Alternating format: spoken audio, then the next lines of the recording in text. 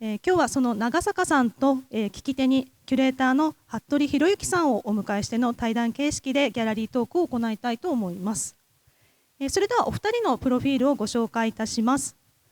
長坂亜紀さんは1980年大阪生まれ、テキサス州立大学オースティン校で学士を、国立造形美術大学シュテーデルシューレフランクフルトでマイスターシューラーを取得されました。現在は香港上智大学クリエイティブメディア学科博士課程に研究員として在籍しながら、広島市立大学芸術学部で講師を務めていらっしゃいます。今回長坂さんは北海道の生態系をテーマに北海道特有の地質的気象的要素とそこに生きるさまざまな生物との密接なつながりを複数の映像やサウンド、声のインスタレーションで表現した新作を発表していただいております。今回の展覧会での新しい試みや作品のコンセプト、制作の裏側についてさまざまなお話が聞ける貴重な機会になるかと思います。そして聞き手を務めていただきます服部博之さんです。服部さんは1978年愛知県生まれ、早稲田大学理工学部建築学科をご卒業後、早稲田大学理工学研究科を修了した後、秋吉台国際芸術村、青森公立大学国際芸術センター青森などでキュレーターとして従事された後、愛知トリエンナーレやベネチアビエンナーレ日本館のキュレーションを担当するなど、インディペンデントキュレーターとしてもご活躍をされていらっしゃいます。その後、秋田公立美術大学を准教授を得て、現在は東京芸術大学准教授を務めていらっしゃいます。この春からは以前キュレーターとして務めていらっしゃいました国際芸術センター青森の館長にも就任されました。長坂さんと服部さんはその国際芸術センター青森での滞在制作をされていた時にお知り合いになられて、でそこからその後の秋田公立大学でも一緒にプロジェクトをされるなど旧知の仲ということで、今回対談相手として、来ていただくことになりました。それでは早速お二人に、マイクを渡していきたいと思います。どうぞよろしくお願いいたします。どうぞ。はい。じゃあよろしくお願いします。ご紹介ありがとうございました。まずは展覧会オープンおめでとうございます。ありがとうございます。昨日少しまず展示を見せていただいて、で今日もお客様が入った状態でどんな感じかなってさっき見せていただいて、で割と今日はまず、作品が出来上がったばっかりということで、長坂さんにどんな感じかいろんなことをこちらからお聞きしてみようかなというふうに思っています。まず、長坂さんの作品って多分ここに来るために下を通ってこなければいけない、おそらく皆さんもある程度見て上がっていただいたのかなと思うんですけれども、物語っていうのかストーリーテリングですかね、ご自身が語る物語と、ものですかね、何らかのものと、あるいはそのどこかその作品を制作する上で出会った場所土地、そこにいる人や環境みたいなものが作品の大きな要素になっていくと思うんですね。で北海道でもすでに、もう5年くらい前ですか、CAI02 だった時ですかね、02ですね、はい、にも作品を発表していて、おそらく今回の作品にもつながっていくものになるとは思うんですけれども、なんかその時も思ったんですけれども、割と近年の長坂さんの作品というか、興味関心っていうのは、語りって割とどちらかというと一人称というかご自身の存在があって、語っていくような形式が多いのかなと思うんですけれども、でも向かう対象っていうのはどちらかっていうと、その人の一生よりも圧倒的に長い時間のスパンっていうんですかね、今回も森だったりすると思うんですけれども、なんかそういうものに興味関心を抱いたきっかけみたいなところってすごく長い時間だったり、あるいは今回もね他者性アザーネスという言い方をされてると思うんですけれども、人以外の存在に関心を向けて制作を始めたのってどういうところにきっかけがあるのかお聞きしたいなと思いました。はい、ありがとうございます。皆さん来てくださってありがとうございます。長坂明です。そうですね、服部さんの聞いてくださった質問に対しては、なんかこうストーリーテリング、リサーチを通してその学んだことを自分なりの物語に直してそれを言葉で語っていくっていうのはずっとやってきた一貫した手法ではあると思っていて、なんかそれがやっぱり声を持たない者たちに声を上げたいみたいな気持ち、普通に私たちの人間が暮らしていたら語らない者たちに語ってほしいみたいな気持ちが多分あって、でそういう気持ちは徐々に生まれてきたとは思うんですけど、私が、海外が長かったんですけど、海外の最後の住んだところが2012年のロンドンなんですけど、ロンドンに住んでいた時にそれはもう文化庁で1年間行っていたので、1年間ロンドンで私の体はロンドンにいるんだけど、イギリスという歴史がこういろんな世界から集めてきた者たちをロンドンで会って私の感覚に響いた者たちに声を上げていくっていうような作品を作っていて、それは例えば紀元前に地中海で作られたライオンだったりとか、あとは深海探索装置って言われる機械だったりとか、そういう者たちが何を見てたんだろうとかどういうふうに感じていたんだろうっていうことをリサーチを通して語っていくっていうのが多分始まりだったのかなとは思っています。なるほどなるほど。多分2014年か15年に青森の国際芸術センター青森 ACAC でレジデンスをしていた時も今ちょっとおっしゃった探査船アンガスっていう名前だったと思うんですけど、そこから、ね、全然関係ない青森という土地で、それこそそこの土地で出会った人や、出会った土器も扱っていたと思うんですけど、そうやって全然違う時間場所、あるいは物事を長坂さんの身体や経験を通してつないでいって、やっぱりその時も物語がつなぐというような、手法をとっていたなっていうのを今改めて思い出していたところなんですけど、やっぱライオンの方をもう一回聞きたいんですけど。ライオンがどういう話かとか、ライオンの経緯ですか？ですね、ライオンは、大理石でできた紀元前の彫刻、大きい彫刻のライオンなんですけど、私がロンドンに住んでいた時に大英博物館でたまたまあってというかコレクションの中にあって、見た時からすごく惹かれたんですよね。でそれがどうして惹かれたんだろうって考える中ですごくその違和感を放っていた、博物館の中ですごくライオンってその勇ましいとか大きいとか、イギリスで言ったら王国の象徴みたいなものなのに、すごく悲しそうな雰囲気をたたえていたっていうところが気になって、で気になったんだけど、それはそれで私はもう日本に帰ってくるタイミングが来たので、日本に帰ったんですけど、その後日本の生活に慣れて4年ぐらい経った時にやっぱりあのライオンのことが気になると思ってもう一度ロンドンに行って、そこからそのライオンは地中海のギリシャのところに置かれていた。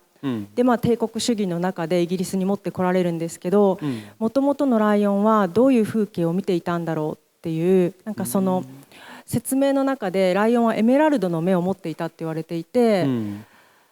だけどすごいエメラルドの目は高価だったからいつか盗まれてそれが盲目となっていて、今はないから盲目のライオンが過去を持っていた目でその土地で何を見ていたのか、あと神話の中にライオンは実際の目と心の目を2つ持っているっていう一文がエジプトの神話にあって、そうだとしたら心の目でずっと持っている目でその時も今からも今も何を見ているのかっていうのが知りたくって、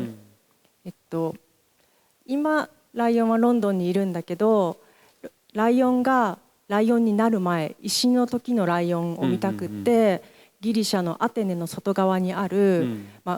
大理石の山を見に行き、その山から切り出された石がどうやって船に運ばれて、その現在のトルコの岬まで行ったかっていう船旅をして、最後の最後はそのライオンが立っていた岬にたどり着くっていう旅をしてました。はい、なんか聞いていくといろいろつながってくるっていうのが非常に多いんですよね。作品同士も実はモチーフがつながっていたりとかってよくねこれまでもあって、おそらく今回の作品も過去の作品ともつながっていて、でもう少し北海道に至った理由をちょっとお聞きしたいなと思うんですけれども、結構もうね長年実は住んでいるわけではないけど半分たまに住んでるぐらいの感じで、北海道、ね、札幌だけじゃなくて、はい、割と長い期間この土地にいらっしゃってると思うんですけど、はい、そのきっかけってどういうところにあるんですか？そうですね、そもそものきっかけは、今さっき話していたライオンのお話のリサーチに出かけれたのが2016年で、で言ったようにそういうライオンのリサーチをする古代のライオンのことが知りたいと思って旅をしていたら、ちょうどその時なんかシリア難民の方たちが国が大変でヨーロッパに船で渡ってきている時期で、ちょうど私が旅をしている航路とその方たちが避難している航路が全く一緒で、それこそライオンが立っていた岬の前で簡易ボートにたくさんの人が乗って溺れて人が死んでいくっていうニュースを連日聞いたりしている中で、そういうことを見聞きして日本に帰ってきて、さあ作品を作ろうってなった時にすごく混乱してしまって、現在のことと過去のことと、過去のことのライオンのことに私は興味を持っていたけど、もっと大切な語ることがあるんじゃないかとか思って、それを整理するためにちょっとこもろうと思って、札幌にある天神山アートスタジオに1ヶ月間滞在したっていうのが北海道との始まりです。でもそこからそれだけだったらそこで終わるわけじゃないですか。そこから結構その後の制作とかにもつながっていったところってもうちょっとお聞きできます？でその2016年に滞在した時は、一応頭の中はライオンのプロジェクトだったんですけど、毎日その豊平川のあたりとかを散歩していて、だから今は関われないんだけど、すごい北海道がなんていうのかな、いい場所だなって感覚的に、なんかどこに行ったとかじゃないんですけど、川を歩いていたり天神山緑地とかで朝起きたりとかして、すごいここはいいところだみたいな、なんか言ったら、海外暮らしがすごい長かったんですけど、日本の中で一番ホーム的な居心地の良さを感じるかもしれないぐらいな、何も見てないんだけどみたいな、そういう感覚があって、なのでその時は北海道に関われないけど、次回戻ってくることがあったら北海道についての作品を作ろうって思ってました。それでCAI で発表した作品を作ることになったんですよね。それで戻ってくる機会っていうのが、そうですね、それからそういう気持ちはあったけど、で2年間ぐらい経った後に、それこそまた天神山さんから声をかけていただいて、私翻訳とか通訳もしていたので、冬の3ヶ月間1月から3月の間に、住み込みで翻訳のお仕事をしませんかっていうのをいただいて、それで初めて長期間北海道に滞在して、でその際に知床半島に行って作ったのがカムイワッカの滝の作品です。でも知床はどちらかというと自分のプロジェクトとして行ったわけですよね。その通訳翻訳の一環とは全く関係ないんですよね。全く違って、その時も急に知床で作品を作ろうと思ったわけじゃなくて、北海道って広いじゃないですか。そうですね。でその地形の変わっていく様を見たいなって思った時に、なんかバスでどっかに旅行するのが一番いい方法だと思って、なんていうんですか、デスティネーションを決めようと思って、でたまたますごい離れてる知床にしたって感じです。意外とそっか。でも冬の一番厳しい時期にその時は来ていて、っていうことですね。その時期にしかも知床まで行って、でその年の秋に展示をそうですね。10月に CAI02 で、はい、展示しました。なんか今回作品を拝見して、CAI の時に発表されていた時の作品と、つながっているけどやっぱり全然違うなっていうふうに感じたのは、CAI の時ってやっぱその人間の言語の存在っていうんですかね、日本語の語りがあって同時に英語の語りもあって、でその先に確か藻類がいてっていうような作りだったと思うんですよね。でどちらかというと劇場的というか、かなりもう入ってしまったらどちらかというと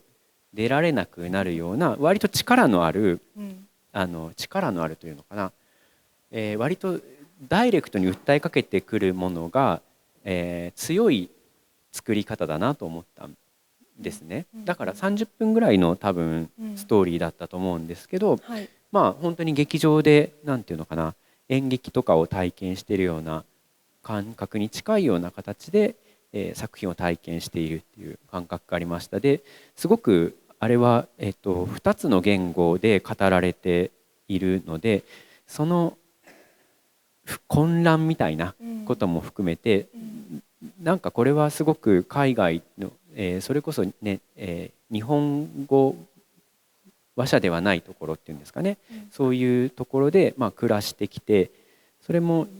なんか自分がある種の他者であるみたいな経験をしてきたからこそ作られた作品だなと思って見ていたんですね。で今回のはなんかやっぱりもう全然違って、その藻類のような非常に長い時間をかけた、森ですよね。今回は森、赤エゾマツですとか、対象としてはそういうものだったと思うんですけれども、なんていうのかな、展示がすごく、開かれているっていうんですかね、あるいは委ねられているっていうのかな、作品が、割となんていうんだろう、受動的でいると聞き漏らす声もいっぱいあるなっていう感じがしました。で、最初ね、どうせ通路、明るい通路を歩いていって、中に入ると多分まずね、水ですとかそこに投影されている自然のイメージみたいなものですとか、そんなものが最初にやっぱ体に入ってくるんですよね。で同時にやっぱ今回多分音響っていうのかな、音がすごく、響くように作られていて、あれは具体的にはこのカシャンっていう音って何の音なんですか？具体的にメインになっている音は、まず音は今回私が作ってません。新しいチャレンジとしてそこも他社製というか、サウンドアーティストにブラジルの方に来てもらいました。で一緒に森を体験して、それをもとに音を全部作ってもらってるっていうことが一つで、メインに流れてるカシャっていう音は、研究林っていうか私が、活動をしていた森の落ち葉を取ってきて、それをスタジオですごく繊細に手で割っている音です。正直何か分かんなかったです。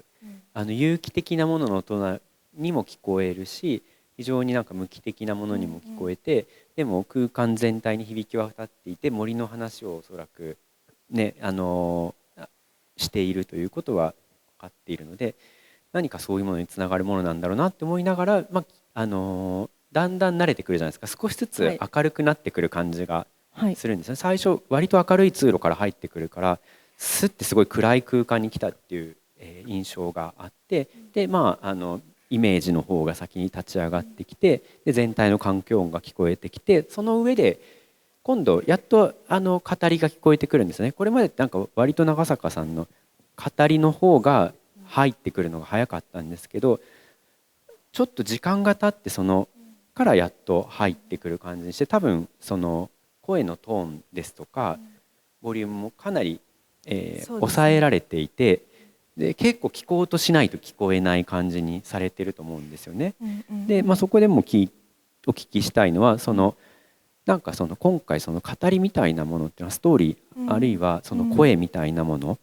をどういうふうに捉えてらっしゃるのかっていう。そうですね。いやすごいいい質問だから答えにくいなと思って聞いてるんですけど、なんだろう、まあ言葉って自分の美術の中の表現の一つだとは思うけど、結構メインというか大切にしてきた大きな表現でもあるから、っていうのが一つあって、だけど今回のプロジェクトとか近年のプロジェクトって人間じゃない者たちにどこまで接近できるかとか、どこまで行っても私たちとか私は人間なんだけど、どこまでその他の者たちの世界観を宿せるんだろうかみたいな、ある種不可能なことを常に試そうとしていて、そうする試みの中で言葉ってすごく強いし、すごく人間のものだから相反するんじゃないかみたいな、入れない方がいいんじゃないかとか、でもそれは自分の中での大切な表現だからやっぱり入れよう、でもその強度というかを落としていく、だけどちゃんとあるみたいな、その強弱っていうのをどこに持っていくかっていうのはすごくチャレンジで、で今回はその音だから、言うともちろん北海道でやらせてもらっているので日本語でいいんですけど、今までだったら同時に分かってもらえるように英語を入れようとかも思ったりもしたと思うんですけど、英語の方たちとか日本語を話さない方にももちろん見てもらいたいけど、音として成立していいと思ってるんですよ。なんか例えば森とかに行くと虫とか鳥とかいっぱい声が聞こえてくるじゃないですか、存在としてそこにいるとかはすごい思うけど、何を言ってるかは分からないけど、それがその森を作ってるっていうことではもちろん日本語で入れたけど必ずしも分からなくてもいいと思っていて、なのであえてちゃんと考えたけど、私も英語の方が何だったら分かりやすいぐらいの人だけど英語とかそういうバイリンガルにはしないっていう決断はそこであって、あとはその言ったように言葉ってすごい強くて、だから言葉じゃない感情とか情報とかを音で表現できないかなってずっと考えてたんですよね。でもそれは一人ではできないので、そこは頼りにしているというか信頼しているブラジル人でアマゾンとかでサウンドレコーディングをしている友人がいて、でその方今香港で一緒に同じゼミで博士をやっているので、その方にずっと相談して、どうしたらこう言葉も入れながらでも音も入れながらそのバランスを保って世界観を作れるかなっていうふうに相談して一緒に作ってもらいました。なるほどなるほど。いやなんで多分これまでの作品ってやっぱその語ることあるいは言葉っていうものが全体をどちらかっていうとつなぐっていうか、そういう役割というか、そんな感じで非常に言葉の空間の体験なんだけど、そこに流れる言葉の力が非常に大きかったと感じてるんです。これまで全てを見ているわけではないですけど、そういうふうに感じていて、でも今回はなんかその言葉自体もなんかそこの展示自体がおそらくある種の森ではないですけど、森のような形でそこに存在するさまざまなものたちの要素の一つぐらいになんかなっているっていう感じがして、それがなんていうんだろうな、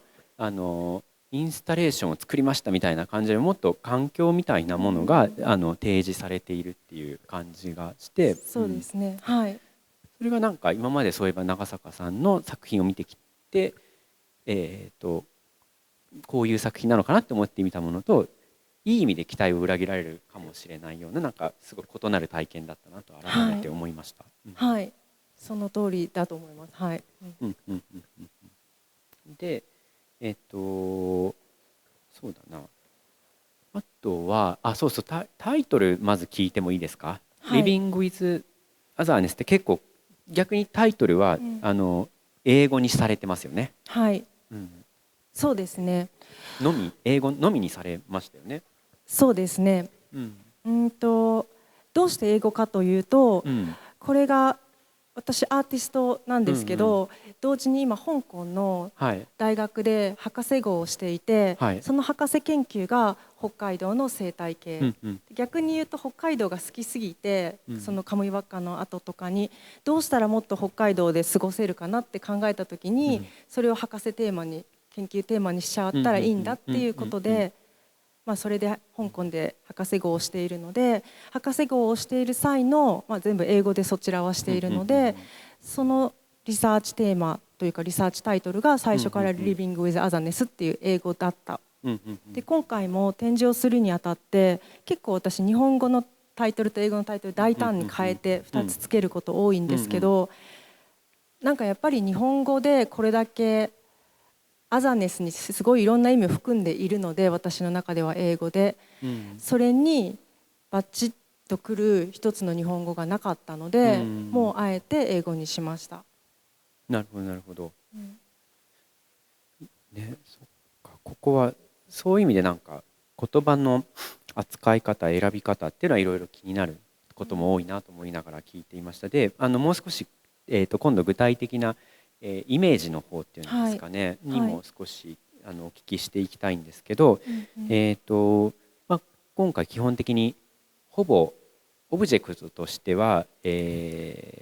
おそらく火山灰を、とかお水とか、スクリーンにね、土をスクリーンにしていて、その辺の多分要素の選び方にも多分意味があるんだろうなってことと、映像もおそらく一つの森なんですか、これは。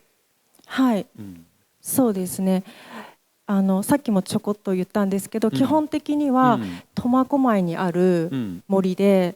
活動をメインにさせていただいたのは今日も来てくださってるんですけど、北海道大学が所有している苫小牧研究林というところに共同研究員みたいな感じでお邪魔して活動をさせていただいてました。ただ私がこう作品の中で森っていう時は、研究林というそこだけではなくて、支笏湖だったりとか樽前山という一帯の、言ったらその燃える山って呼んでいる樽前山が作り出した森っていうことです。はい。で映像としては、なんて言うんでしょうね、例えばドローンで少し撮ったり、であれは撮っていただいた映像そうですなんですよね。で確か言葉の中でも、赤エゾマツってずっとね、それこそ北海道じゃなくて前に秋田で一緒に展示に参加していただいた時も、赤エゾマツ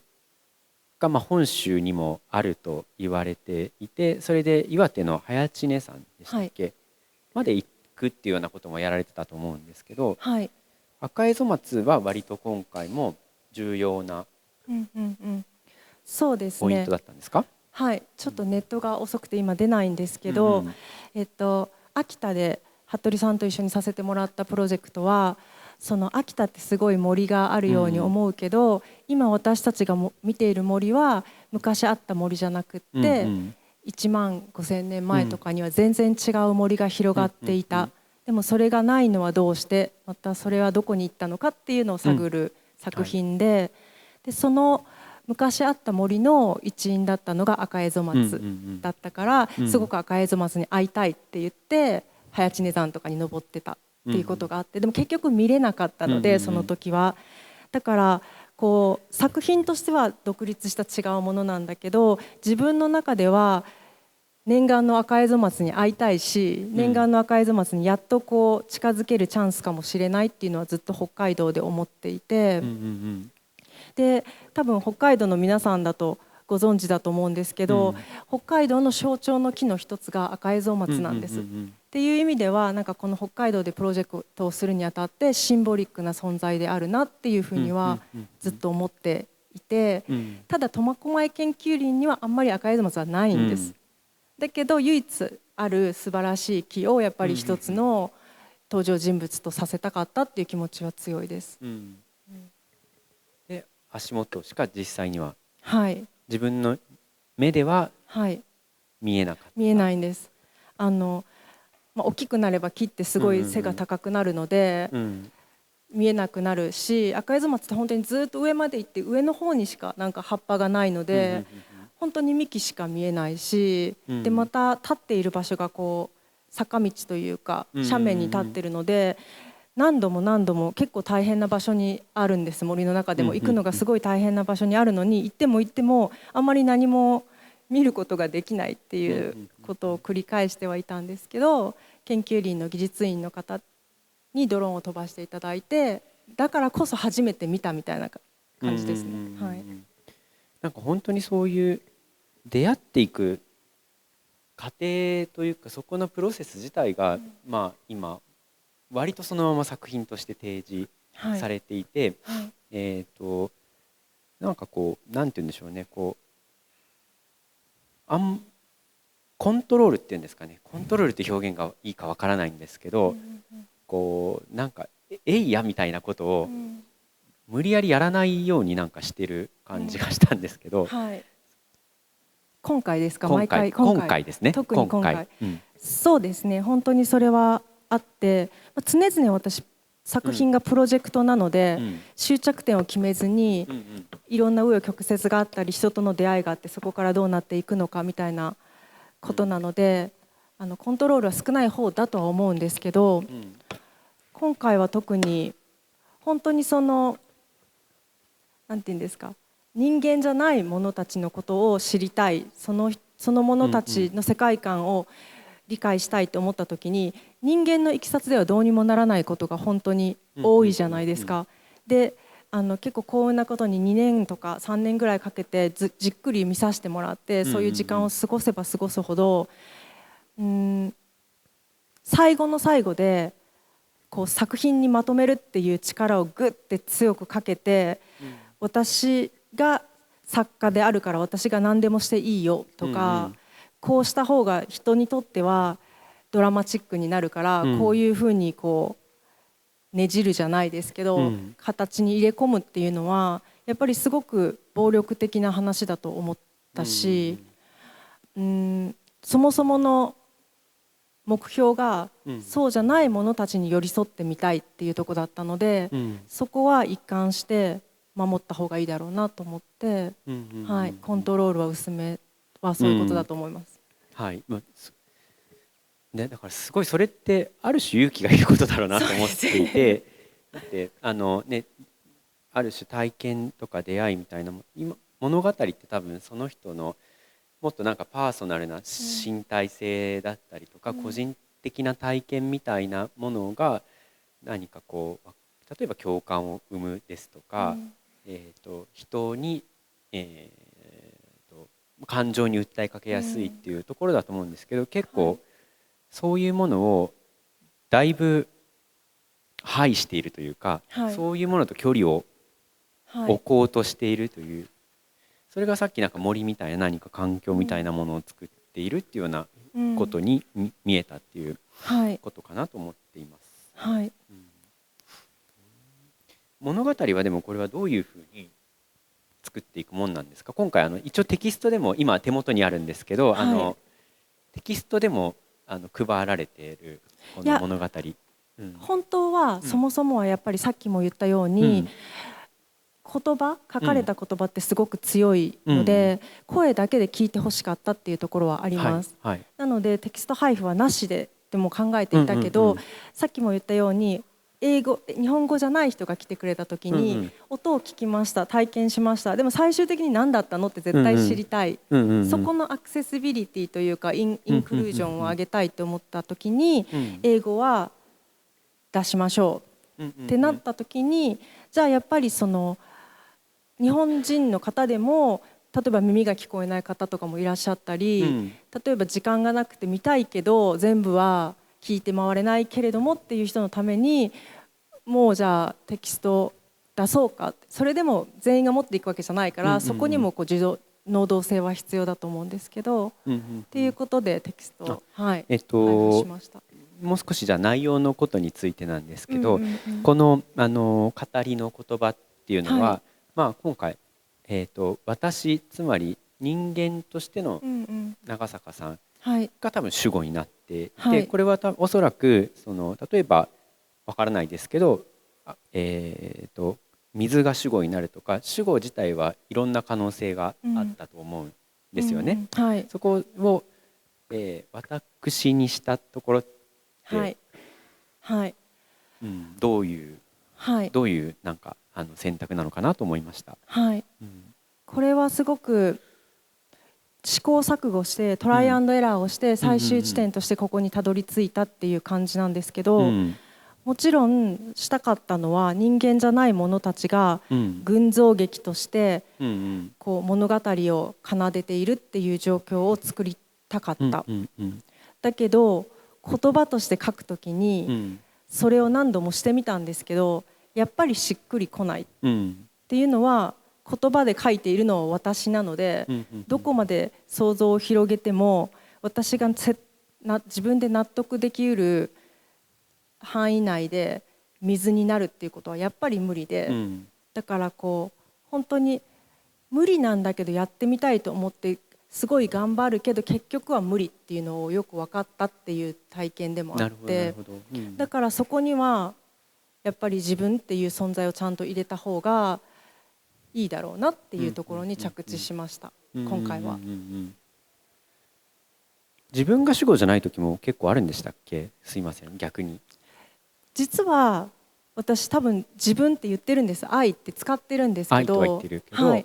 でも多分服部さんがおっしゃってくださってるように、もっとストーリーが強固になっていったら多分そこが聞いてる人にとってあんまり関係なくなってるから、印象が薄いのかもしれないです。愛と使ってます。はい。なるほどなるほど。あとは今なんか投影しスクリーンとしている、まあものたち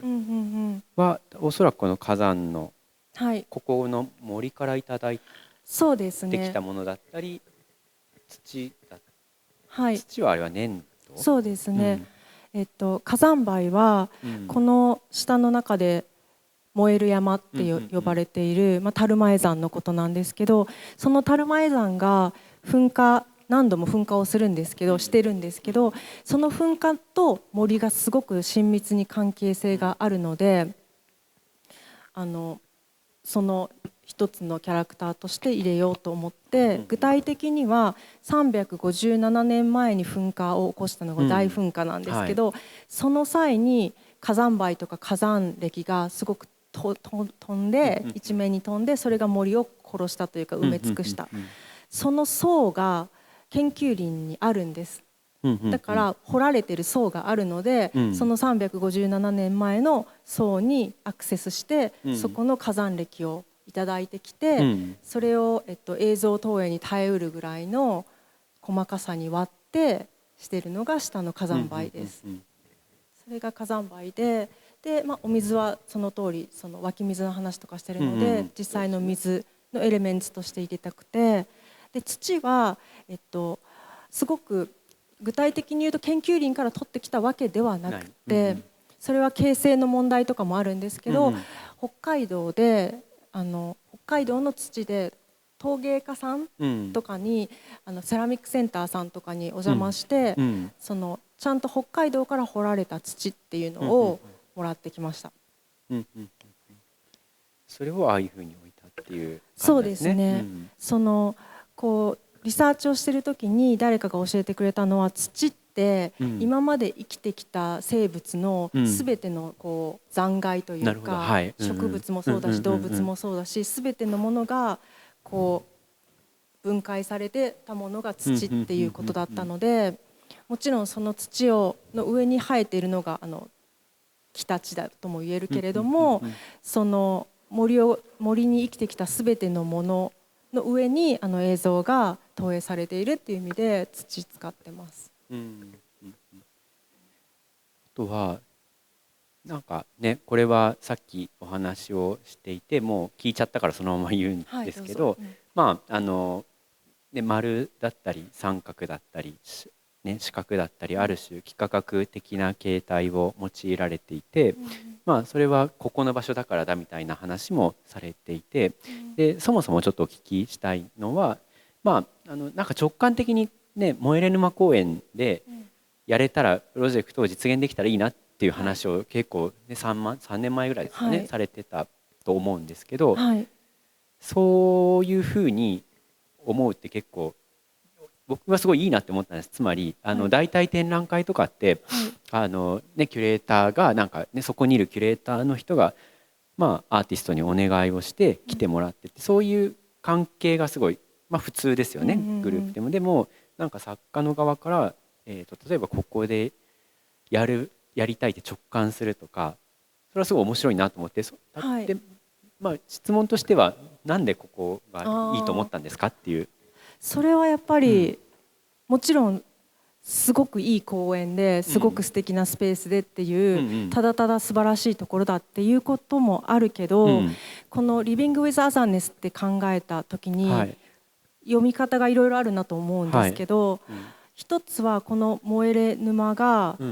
もともとあった土地からゴミ処理場になって、それが今人が行こう公園になってっていう、そのまさに自然と人間が地層のように合わさってできている場所である。その上で、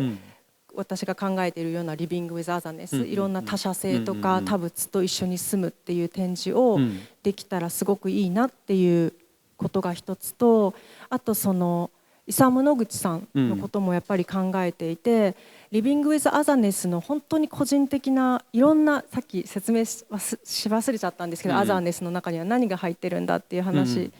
で、その中の一つとしては、なんか私は自分の話をしますけど、皆さんの中にもあると思うんですけど、自分の中にも相反するというか、多分なんか異分子的なところがあって、これっておかしいなって思いながらもそれと共存してるって誰でもあるじゃないですか。だから私としては何かおかしいな、合わないなって思ってたから日本人だけど日本から出ました、でも海外で住んでみるとそこでは外人になるわけで、ここにはまたアザネスがあって、で長い間海外に住んでて日本に帰ってくるとまたそれは帰国したちょっと変わった人みたいなアザネスみたいな、そういうなんか付きまとうなっていう中で北海道がすごく合うなって思うのも必然だと思うんですけど、私が。っていうようなことを考えてる時にやっぱりなんかイサム・ノグチさんの、なんていうんですか、生涯で日本人とアメリカ人の間で生まれて、で戦争の時とかは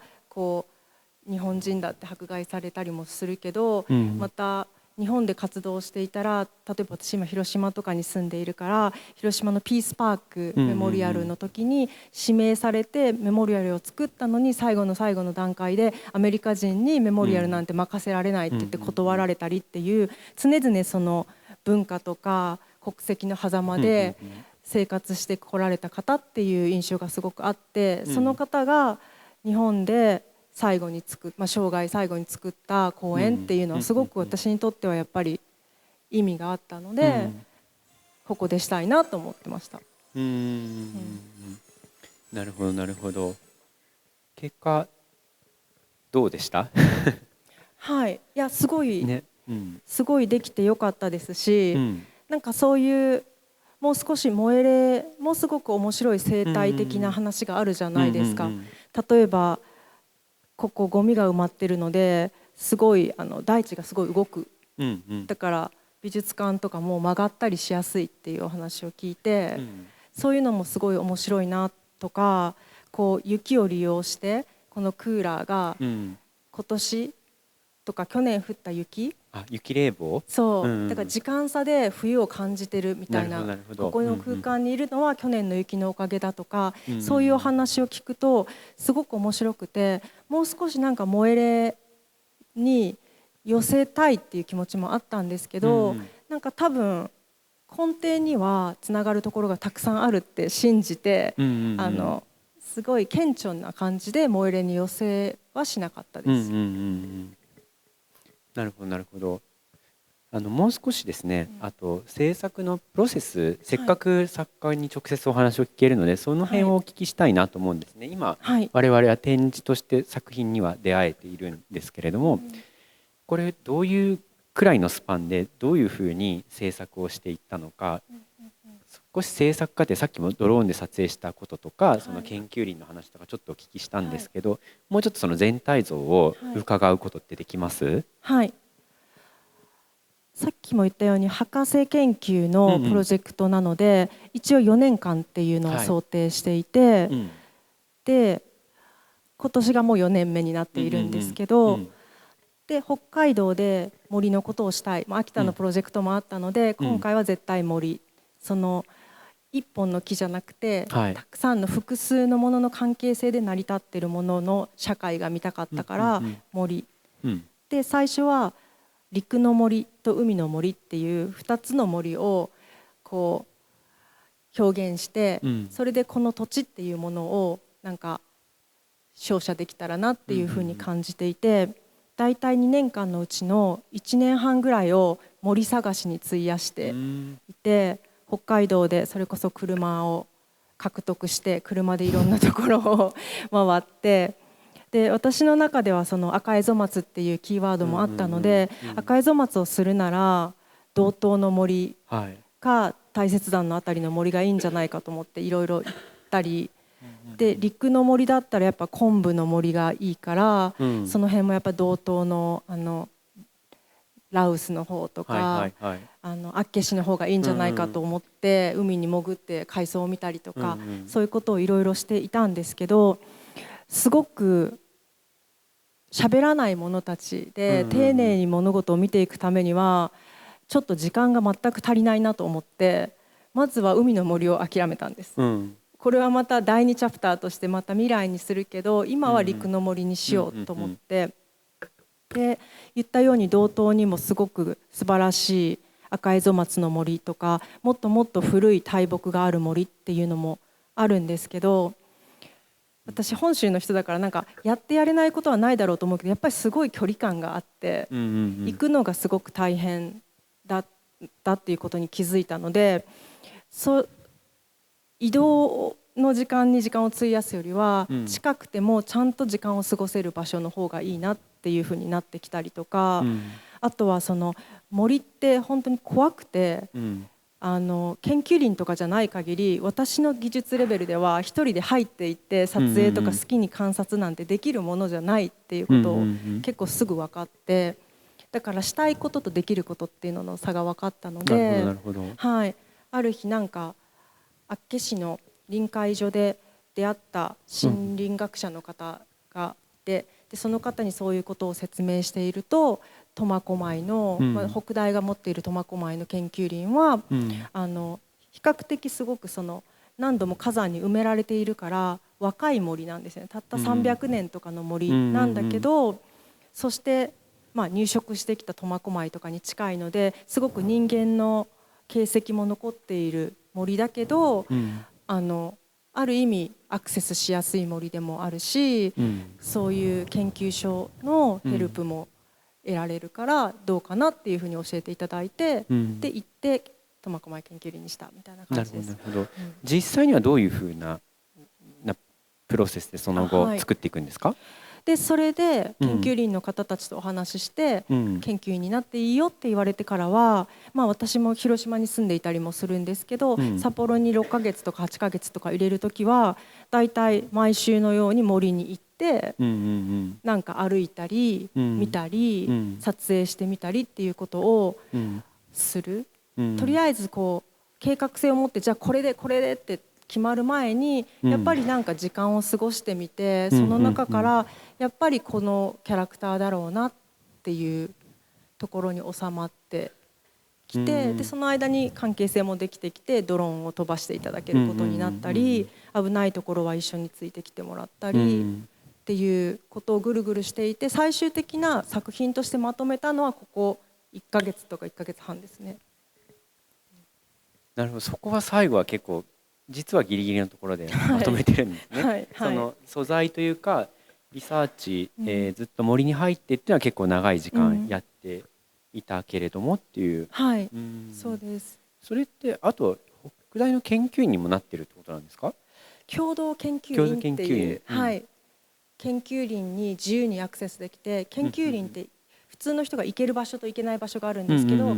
研究員になると鍵をもらえるので全部のゲートが開けれて一人で入れたり、あとは冬の間結構滞在させてもらう、何週間か泊まってるんですけど、そういうお家も使わせていただけたりとか。でもそれってすごい面白いですよね。やっぱ研究ってすごい開かれてることって僕すごい重要だと思ってて、やっぱりその何かのそのすごく限られた狭い分野の専門家だけではなくて、言ってみれば